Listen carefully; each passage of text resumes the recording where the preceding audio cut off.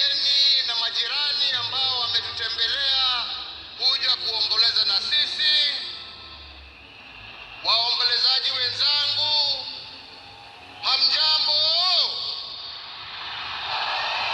Hamjambo tena? Asanteni sana. Tuko hapa pamoja kama Wakenya kusherehekea maisha ya Mkenya mwenzetu, kiongozi, rafiki yangu, lakini mimi nilimpenda kama ndugu yangu.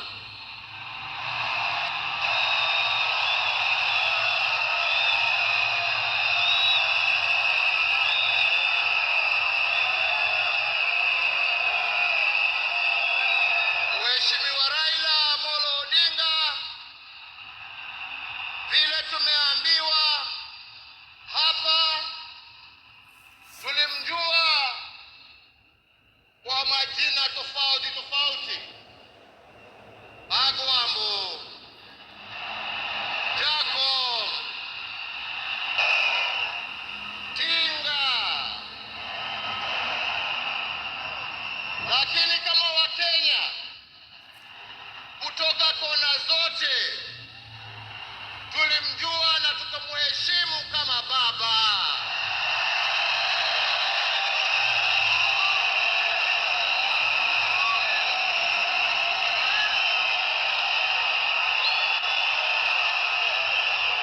Na tulimuita baba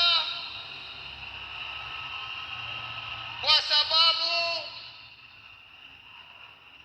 Mheshimiwa Raila Amolo Odinga alipenda nchi yake Kenya kuliko kitu kingine chochote.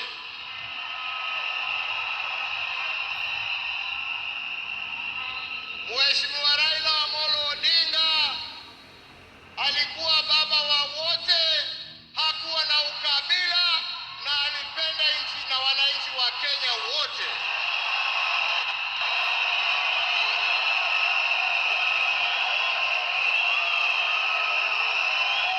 Na testimony hiyo yaoneshwa na marafiki tofauti tofauti ambao ukienda kumtembelea kwake nyumbani ulikuwa unawakuta huko.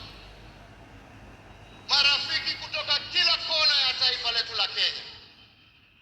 Raila alikupenda kwa sababu ya maono yako, alikupenda kwa sababu ya fikira zako, alikupenda kwa sababu ya vitendo yako, lakini sio kwa sababu ya rangi yako ama kabila lako.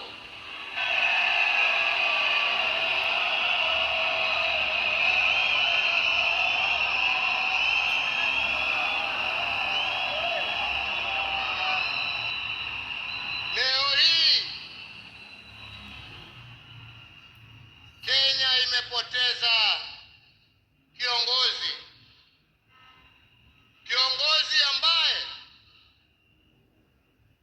historia ya demokrasia katika taifa letu la Kenya haiwezi iandikwe bila la jina la Raila Amolo Odinga kuwa nambari moja.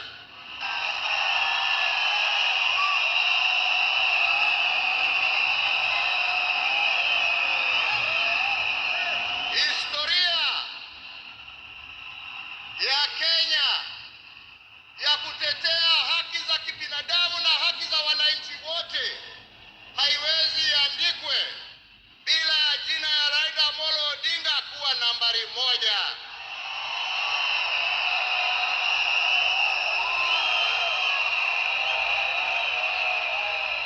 Historia ya ungatuzi na kuhakikisha ya kwamba wananchi kule mashinani wana uwezo ya kujiongoza na kujitawala na kuwa na viongozi ambao wanatekeleza shida za wananchi kule chini haiwezi iandikwe bila ya jina ya Raila Amolo Odinga kuwa nambari moja.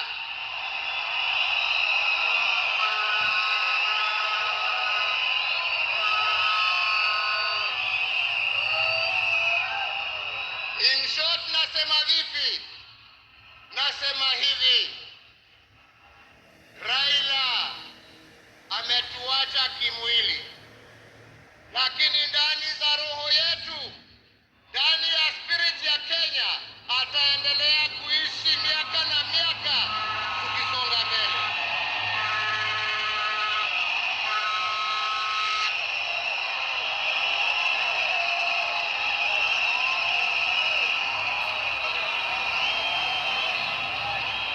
Wenzetu, Raila alipenda amani. Raila alipenda umoja wa taifa letu. Raila alifurahia akiona Wakenya wakiungana, wakishirikiana, wakijenga taifa lao pamoja. Raila alikuwa mtetezi wa haki ya kila mtu. Pahali ambapo alikuwa anaona hakuna haki, Raila ndio alikuwa wa mbele hapo kuhakikisha ya kwamba haki zimepatikana. Na wenzangu,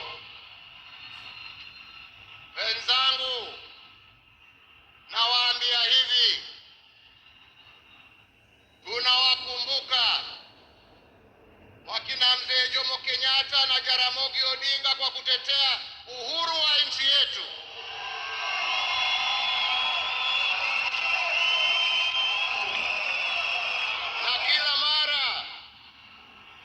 Na kila mara tukiimba wimbo wa taifa, tunasema tunatalinda uhuru wetu na damu yetu na jasho yetu.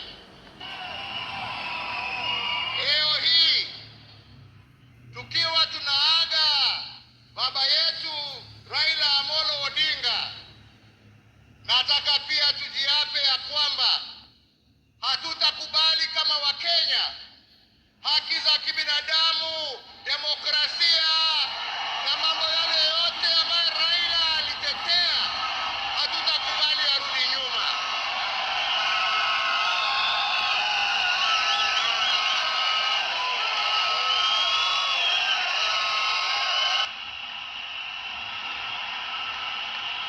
Hatutakubali arudi nyuma.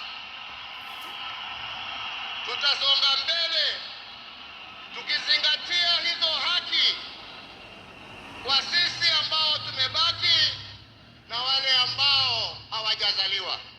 Hivyo ndivyo ndugu yetu angependa kuona, na hiyo ndio njia ya kuona legacy yake kama kiongozi wa taifa letu. Wenzetu, sio siku ya mambo mingi. Nimekuja kuomboleza rafiki na ndugu, lakini siwezi nimalizie nisiposema ya kwamba hata kama leo tuna huzuni na tunaomboleza, lazima kama Wakenya tuchukue nafasi hii, kwa sababu Raila hangeweza kutenda yale ambayo alitenda kama angekuwa amesimamiwa na mama nguvu wa kazi, Mama Aida Odinga, na watoto wake Rosemary, Junior, Winnie na familia yake yote. Kwa Wakenya tunawashukuru kwa kutupatia Raila atumikie nchi, na kwa kumuunga mkono ndio awe na nguvu ya kututumikia sisi wote. Yangu ni kusema, ndugu yangu, wende vyema. Wenzangu, kastori kadogo tu, sio kubwa.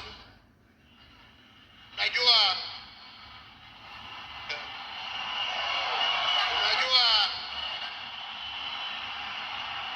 saa ingine baada ya kazi tukiwa tulia kidogo hapo nini, tunapewa kakitu kidogo hapo. Kwani unacheka? Mimi kakitu kidogo nasema uji na chai.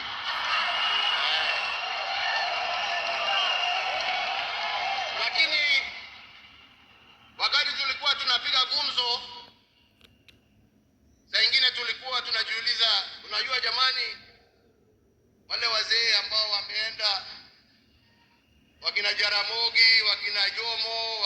Nkrumah, akina Mwalimu Nyerere. Jameni, unafikirianga wakiketi wanaongeanga mambo gani? Mimi kwa nasema unajua wanaongea siasa kama sisi, wanatuangalia tu na mambo hii yetu ya ukuzi hapa. Wanatuchekelea. Anasema lakini unajua I'm very keen kujua. Sasa ndugu yangu, umeenda mbele yangu. Sasa tayari najua mnajiongeleshana huko. Na sio ati niko na haraka ya kuja kuwafikia, lakini